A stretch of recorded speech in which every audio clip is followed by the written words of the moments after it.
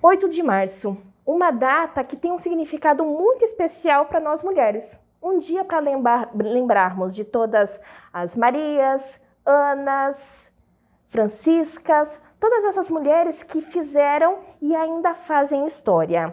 Um dia de luta, de reflexão sobre todos os avanços no decorrer dos anos e dos desafios que ainda existem pelos caminhos. E com isso surge uma pergunta: quem é essa mulher do século XXI?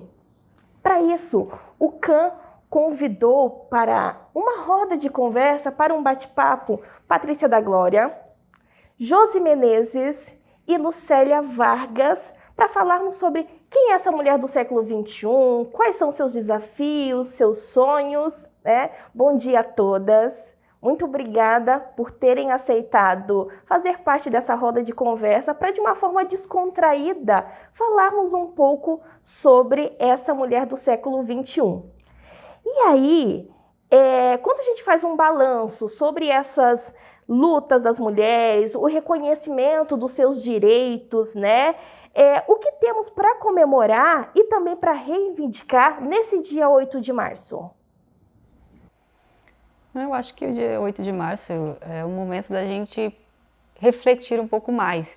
Eu acho que como mulher a gente está tão acostumada com os nossos desafios que a gente até esquece de que nós somos mulheres, de que a gente tem uma força a mais, que se a gente se reinventa todos os dias, né? Então, às vezes a gente até esquece dessa força que a gente tem, né? Dessa coisa de que a gente tem um desafio, de que a gente já avançou bastante, mas a gente precisa avançar muito mais, que ainda existem mulheres sendo violentadas, que ainda existem mulheres sendo mães solo, né? Então eu acho que a gente evoluiu bastante, mas a gente precisa avançar um pouco mais.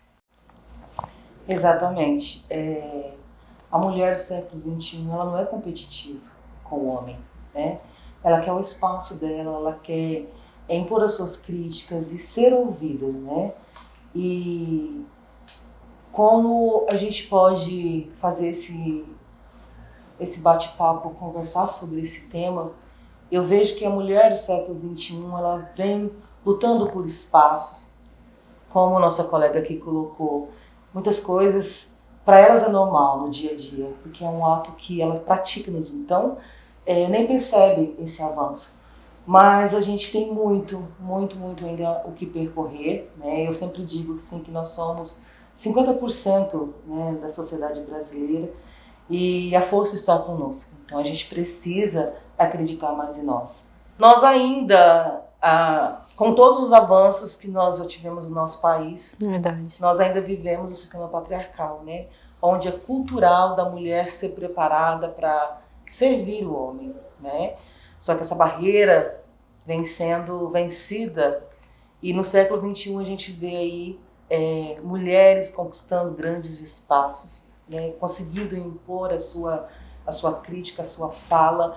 Ela tem conquistado espaço em locais que a gente nunca imaginou, né? Nunca. Como você, por exemplo, vice-prefeita, né? Como a gente imaginou, uma mulher negra, né, vencendo aí todos os preconceitos, a primeira negra mulher vice-prefeita, né, na história de Vilhena.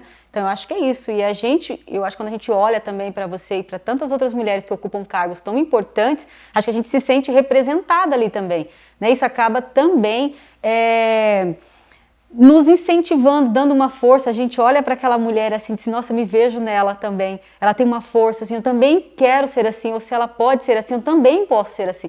Então, acho que essa empatia, né, essa união das mulheres, acho que a gente não pode ver uma mulher como como você falou, né, uma questão de competição. Eu acho que a gente tem que ajudar a outra, porque a gente vai muito longe. Tem a questão salarial também, que a gente tem falado, né, a gente já avançou bastante, direito de voto, tanta coisa, né?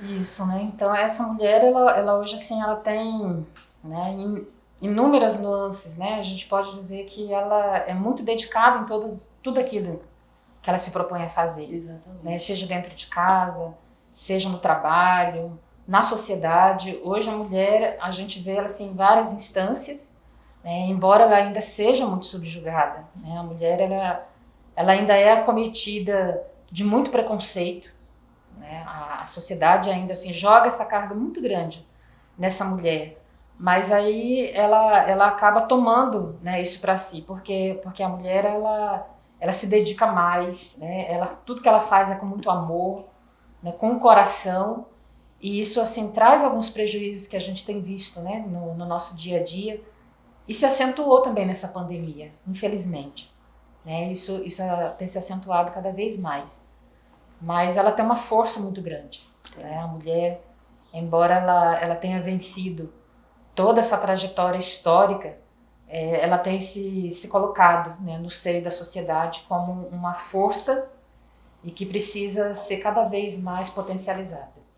E ouvindo vocês falarem, essa mulher também no mercado de trabalho, nós, né, entre essas lutas, essa introdução da mulher, né, no mercado de trabalho. Só que com isso, né, nós tivemos grandes conquistas, como a Patrícia, né, alcançou postos que é de maioria masculina, né? Nós estamos a cada dia conquistando o nosso espaço.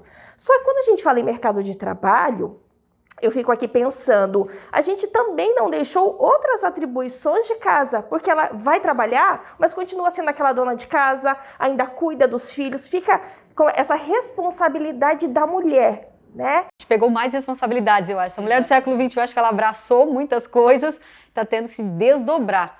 Sim, e aí como administrar, né? Quais foram os avanços ou retrocessos, né? Se existem retrocessos, não sei, dessa mulher no mercado de trabalho, né? A mulher ela é autoexigente, né? Então ela se cobra muito. Então eu diria assim, uma das tarefas para essa mulher do século XXI é que ela passe a se cobrar menos, né? Que ela planeje mais essa organização, tanto do trabalho quanto da família, e principalmente se ela tiver mais pessoas na sua convivência, né, como esposo, ou irmão, pais, que ela faça essa distribuição de tarefas, porque ela vai sofrer, né? Se ela se autoexige, ela vai se punir também. E no mercado de trabalho Isso também exige muito dela, né? Sim. No seu local de trabalho. E isso adoece muito, né? Que é o que a gente tem visto. Então, assim, não se cobre, né? Faça aquilo que você tem que fazer, né? Mas não fique se punindo, né? Porque a gente vê muito isso também no nosso dia a dia, né? A mulher acaba adoecendo, né? A mulher acaba tendo algumas patologias físicas, né? Emocionais, porque ela se cobra demais, né? Ela acha que é só ela que tem essa obrigação. Embora a gente saiba, né, que a gente tem, mas o homem também tem, né? O homem também tem as obrigações e a gente precisa hoje, nesse século XXI, partilhar de tudo isso também. Os dois trabalham. Sim. Exatamente. E é muito interessante essa fala da Lucélia, porque a mulher, ela está no mercado de trabalho, ela é a dona da casa, ela é a esposa, ela é mãe, ela cuida da parte da compra da casa, de pagamentos de conta. É a tia Dinda. Mulher. É a mulher de dentro, é a mulher que faz tudo. Então, olha quantas funções ela tem que fazer. Essa saúde mental é muito importante. Exatamente, a saúde mental é primordial. Eu acho que existe muito essa cobrança também. Você vai chegando numa certa idade, você fala, peraí, você alcançou às vezes um sucesso, um posto no mercado de trabalho, mas eu quero ser mãe. Então, às vezes, acho que acontece muito isso, né? E agora, eu tô com mais de 35, eu tô super bem profissionalmente, né? Eu vou ter que abrir mão desse trabalho porque eu também quero ser mãe.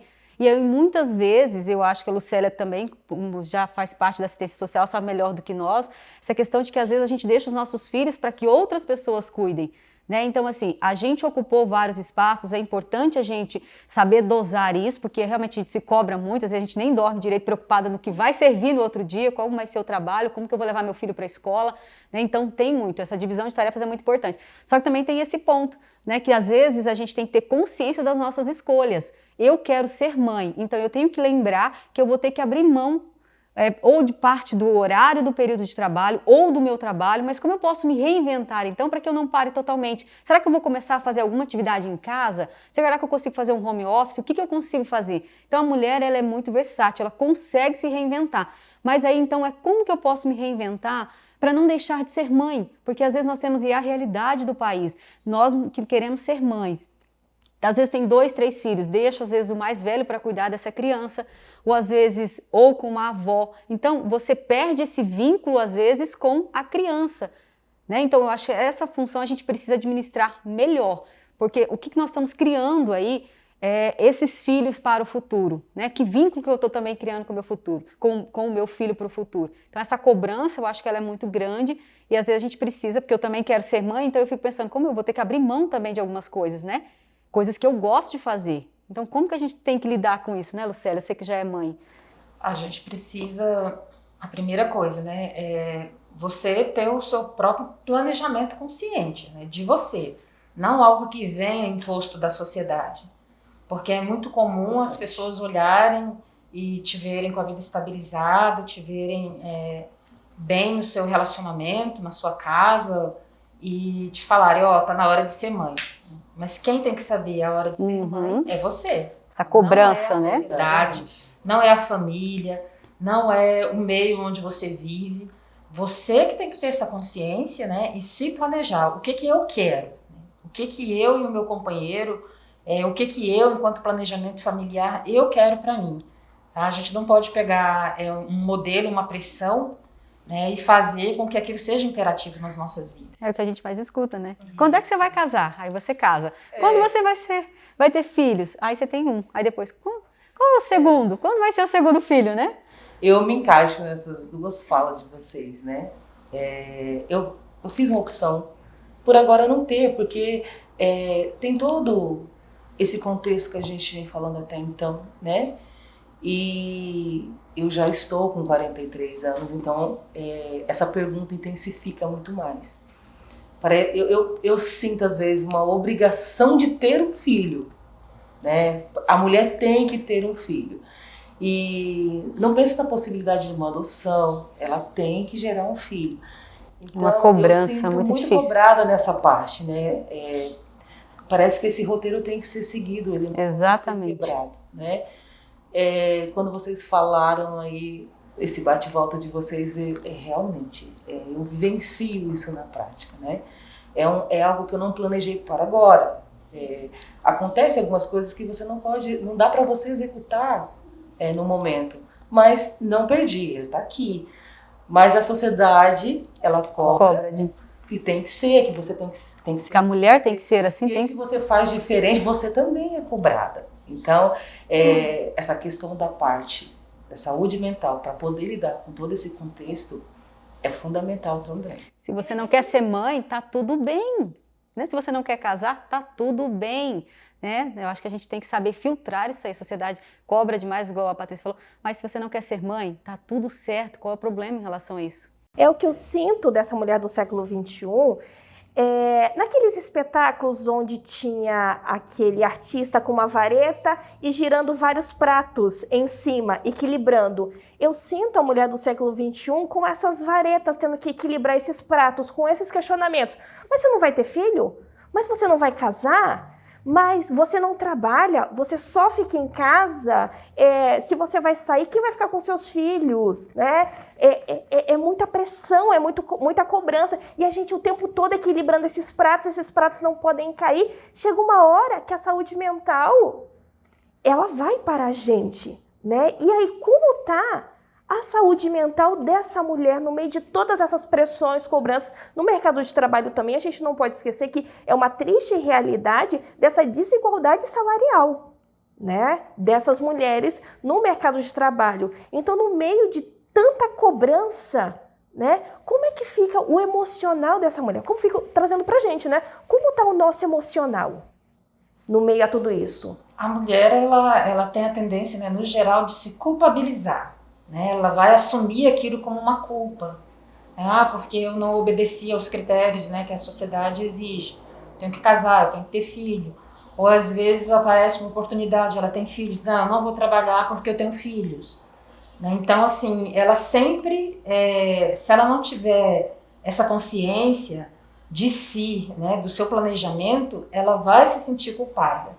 E essa culpa, ela começa a se fortalecer cada vez que vem uma pessoa e aponta, né, ou coloca o dedo na ferida, né, naquela questão ainda que você está se preparando, que você está planejando, e se ela não tiver essa autonomia sobre a sua vida, ela vai adoecer. A gente tem que deixar de se importar com o que os outros acham, eu acho, né? Que a gente esqueceu de pontuar aqui também, que tem mais uma carga para nós mulheres, né? Que a gente tem que estar sempre ou com o cabelo lavado, escovado, a gente tem que estar maquiada, a gente está com a roupa combinando, que tem que estar uma bolsa assim, então a gente tem que estar maquiada, a gente tem que estar assim. Mas quem disse? Eu tenho que estar magra, que eu tenho que estar, né? Esses padrões, então a cobrança é muito maior. O homem não, ele coloca uma camisetinha, tá tudo certo, tem uma barriguinha saliente, tá tudo bem. Para nós mulheres, meu Deus. E só abrindo um parênteses nessa sua fala, Josi, e no meio de tudo isso, o assédio também. Dentro do local de trabalho. Impressionante. Às vezes ela tem que se revirar ali, né? Se reinventar, porque ela precisa do trabalho, ela não quer se envolver ali, ela também não quer denunciar esse empregador, né? Ou às vezes até um colega de trabalho que é o chefe, ela é subordinada a ele, às vezes nem é o patrão, mas é o chefe que está ali, e às vezes ela tenta ali, né, lidar com essa situação, e isso é uma questão diária das mulheres também, viu? Sim, sim. Então, é uma luta constante, são desafios, né, o tempo todo, e muitas vezes a gente acaba deixando de lado a nossa saúde mental, né? Não, se eu dormir um pouquinho eu melhoro, ou então se automedica, né? E sendo que nós temos, ou conversa com algum amigo, né? Lembrando que o amigo é aquela conversa em que ele não tem essa capacidade é diferente do profissional. De um profissional. Eu sempre brinco, eu falo, se eu pudesse dar um conselho para você, eu daria: tenha um psicólogo. Faz terapia. Que ele ajuda você a descobrir os seus medos, ajuda você a crescer como pessoa, profissional, como mãe. Então é porque ele estudou para isso. Então ele vai poder te auxiliar muito mais do que um amigo que às vezes, por ser teu amigo, ele vai te dar um conselho ali que às vezes a gente pergunta, porque a gente quer ouvir aquilo que é favorável.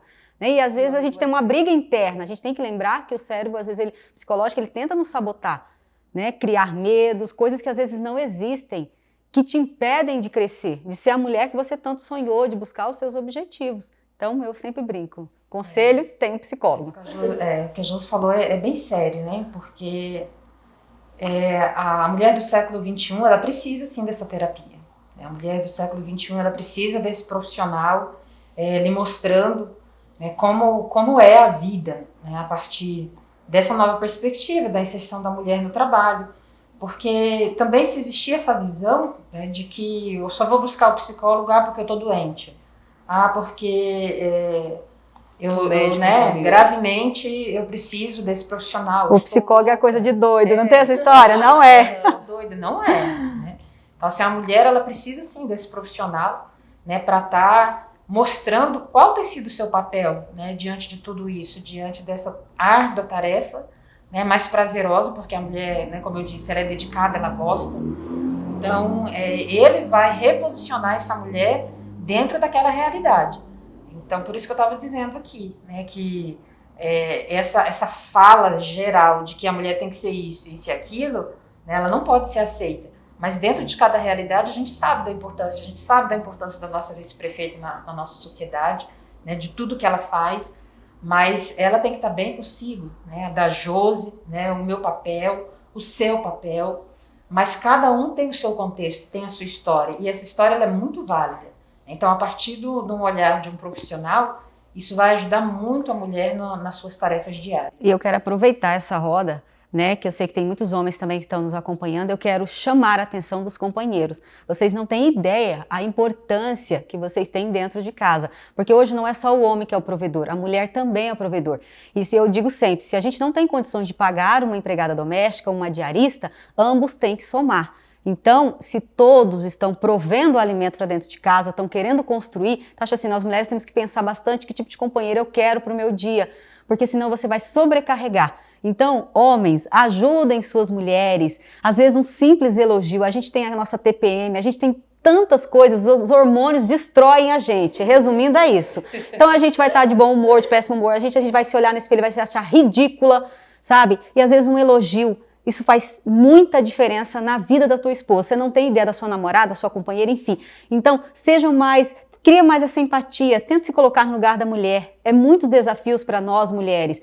Então, assim, esse homem, às vezes, ele está deixando um pouco, não são todos, mas deixando um pouco a responsabilidade só para as mulheres. Só que lembrando que ele não é só ele o provedor. Agora, se for só ele o provedor e ela está em casa, que também é uma tarefa muito difícil, então aí a gente consegue entender. Mas se os dois trabalham 8 horas por dia, voltam para casa, por que ele tem que ir para o sofá e eu tenho que ir para o fogão? Por que então a gente não, olha, eu vou lavar uma louça, você vai cozinhar, a gente vai arrumar a casa.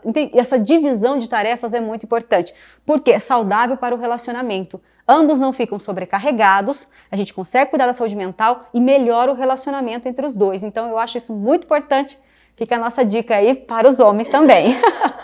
E até aqui no CAN, eu acho muito importante nós trazermos o homem para esses debates, né? Tanto para essa roda de conversa referente ao 8 de março ou outras ações aqui no CAN que nós estamos realizando, trazer esse homem para que ele esteja com a gente, né? Conheça a nossa realidade, as nossas lutas, né? Esteja com a gente nessa busca por melhorias. Quando a Josi fala essa questão do companheirismo mesmo, né? A mulher está sobrecarregada. Então, assim, você é meu companheiro. Então, meu companheiro tem que estar comigo nas horas difíceis, né? Auxiliar a divisão de tarefas, a gente escuta muito, né?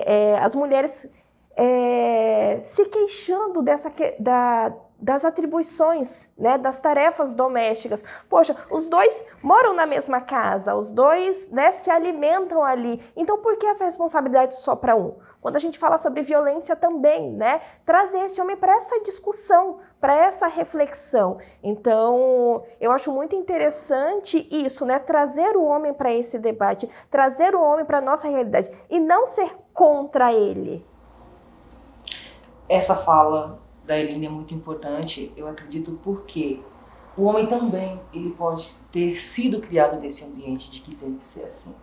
Verdade. Ele foi criado assim.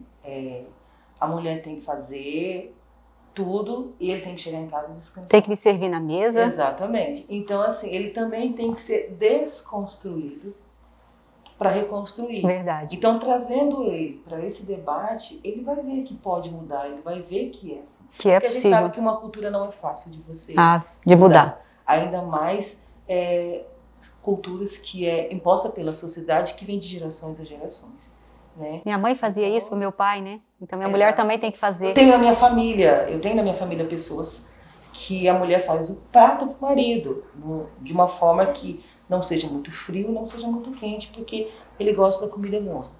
Ela fala que se sente bem fazendo isso. E tá tudo bem. E que tá tudo bem.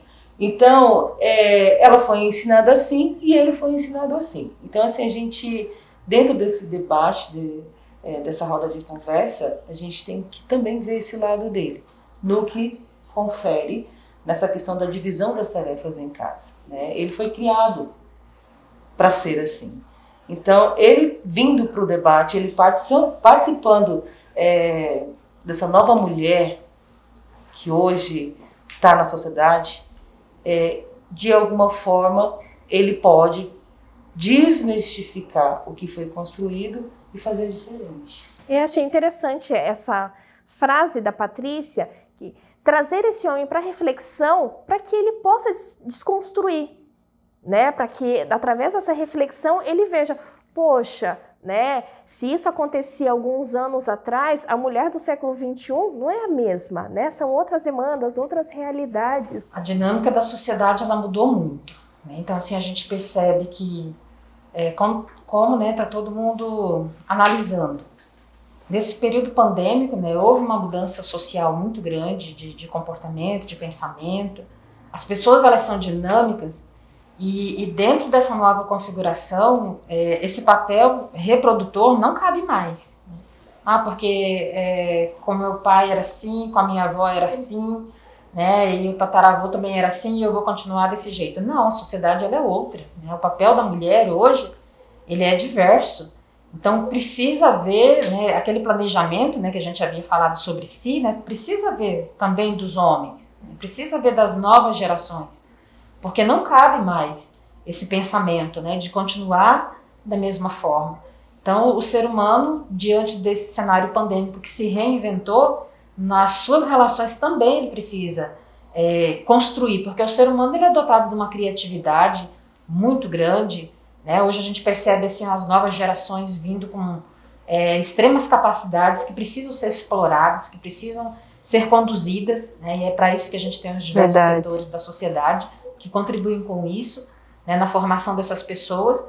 Então, assim, esse papel de homem, enquanto o líder da casa, enquanto filho, enquanto amigo, companheiro, como trabalhador, não cabe mais. Tá? Não tem mais espaço nessa sociedade. Então, é preciso reconstruir realmente esse papel do homem. Você falando isso até me fez lembrar que esse papel está um pouco inverso. A gente já vê homens que ficam em casa cuidando dos filhos, cuidando da casa, e as mulheres que estão indo trabalhar. Existem muitos casos, então, às vezes tem, né? Isso também. Sim, sim. E para finalizarmos, eu convido vocês para um bate-bola jogo rápido. Ai, ai. Né? Para vocês, o que é ser mulher? Para mim é uma dádiva de Deus. Acho que você poder ter o privilégio de gerar uma vida dentro de você, mas também que é um desafio diário. Ser mulher é ser essa mulher criativa, né, dotada de capacidades, e também um privilégio divino, né, gracioso, porque só ele, né, para fazer um ser tão iluminado, tão dedicado, né, como a mulher. Pati? A mulher é realmente uma dádiva de Deus. Você, como colocado pelas meninas, gerar vidas, amamentar, né? E para falar da mulher do século XXI, hoje ela está com uma pluralidade de coisas, né? De tudo que a gente disse aqui. Então, a mulher do século XXI, ela está empoderada, sabe? Ela está crítica, ela está impondo as suas falas, ela está fazendo ser vista, ela está fazendo ser ouvida, né? A mulher do século XXI, ela está brigando pelo seu espaço, ela está lutando por melhoria na sua condição. Então, para mim, a mulher do século XXI, ela está empoderada, além da dádiva de ser mãe, de amamentar, de criar os filhos, muitas vezes sozinha. Então, ela é uma conjuntura de tudo de bom em um ser humano. Uau! Uma referência feminina. Maria, mãe de Jesus Cristo. Josi? Vou passar a vez para a Pati. Trazendo para esse contexto que a gente falamos até o momento, a minha mulher de referência é Maria da Penha. É uma mulher que o nome dela é em alusão à lei brasileira 11.340, né? Que é a lei da violência familiar e doméstica contra a mulher. Então, o contexto histórico dela, para mim, é uma referência. E ela venceu todas as barreiras. E hoje, a história dela se tornou uma lei de proteção para as mulheres do nosso país. Então, Maria da Penha é a minha mulher de referência. Eu citei, né, a Maria porque ela foi uma das mulheres históricas, né, que sofreu um grande preconceito, né? Maria esteve gestante antes de se casar, né? E José, ele mostra como ele venceu também esse preconceito. Você imagina hoje, né? Né, a mulher ainda é criticada, né, se ela gerar uma vida sem constituir a família, sem constituir o casamento. E Maria, quando ela chega para José, né, ele poderia muito bem, né, ter dito, não, eu não quero essa mulher, porque ela engravidou do Espírito Santo, mas, né, olha aí, né, a situação. Então você imagina assim, o burburinho na época, né, todo mundo falando, né, aquela ali que nem casou.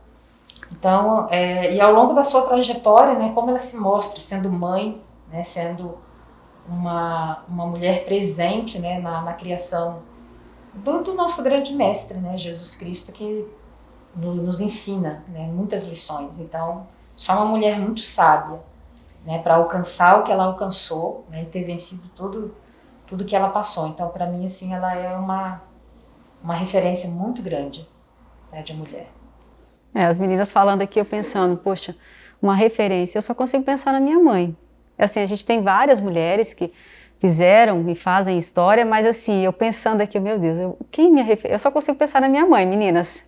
Assim, né, porque ela começou tão jovem na área da educação, ainda era menor de idade naquela época.